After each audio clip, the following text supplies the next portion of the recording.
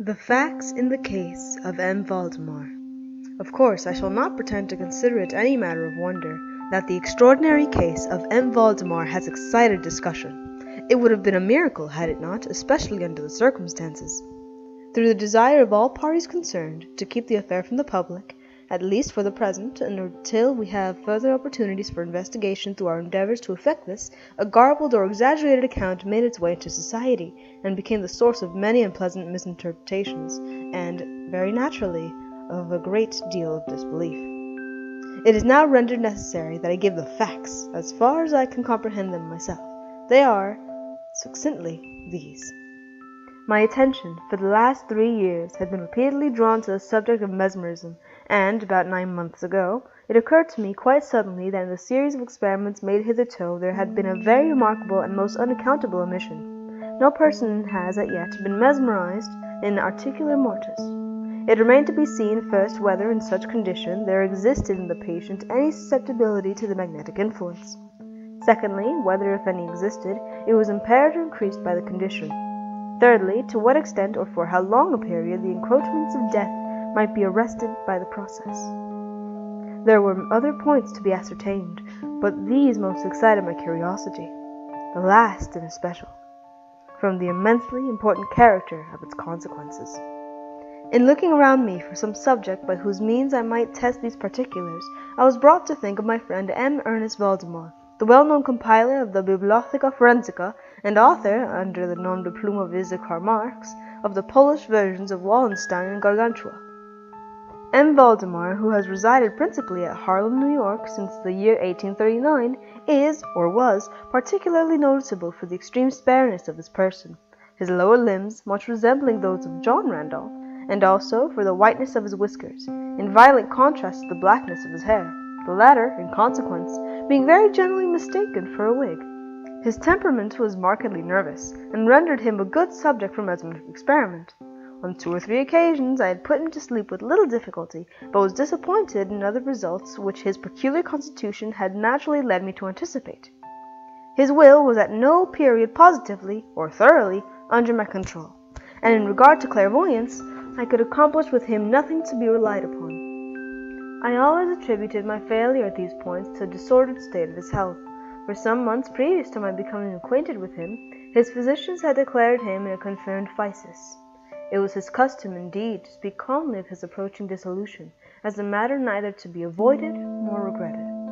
When the ideas to which I have alluded first occurred to me, it was of course very natural that I should think of M. Valdemar. I knew the steady philosophy of the man too well to apprehend any scruples from him, and he had no relatives in America who would be likely to interfere. I spoke to him frankly upon the subject, and, to my surprise, his interest seemed vividly excited. I say to my surprise, for, although he had always yielded his person freely to my experiments, he had never before given me any tokens of sympathy with what I did. His disease was of that character which would admit exact calculation in respect to the epoch of its termination in death, and it was finally arranged between us that he would send for me about 24 hours before the period announced by his physicians as that of his disease. It is now rather more than 7 months since I received from M. Valdemar himself the subjoined note. My dear, as well as come now, and are agreed that I cannot hold out beyond tomorrow midnight. I think they have hit the time very nearly. Valdemar. I received this note within half an hour after it was written, and in 15 minutes more I was in the dying man's chamber. I had not seen him for 10 days, and I was appalled by the fearful alteration which the brief interval had wrought in him. His face wore a leaden hue, the eyes were utterly lustreless, and the emaciation was so extreme that the skin had been broken through by the cheekbones. His expectoration was excessive, the pulse was barely perceptible. He retained, nevertheless, in a very remarkable manner, both his mental power and a certain degree of physical strength. He spoke with distinctness, took some palliative medicines without aid, and, when I entered the room, was occupied in penciling memoranda in a pocket-book. He was propped up in the bed by pillows. Doctors D and F were in attendance. After pressing Valdemar's hand, I took these gentlemen aside and obtained from them a minute account of the patient's condition. The left lung had been for 18 months in a semi-osseous or cartilaginous state, and was, of course, entirely useless for all purposes of vitality. The right, in its upper portion, was also partially, if not thoroughly, ossified, while the lower region was merely a mass of purulent tubercles, running one into the other.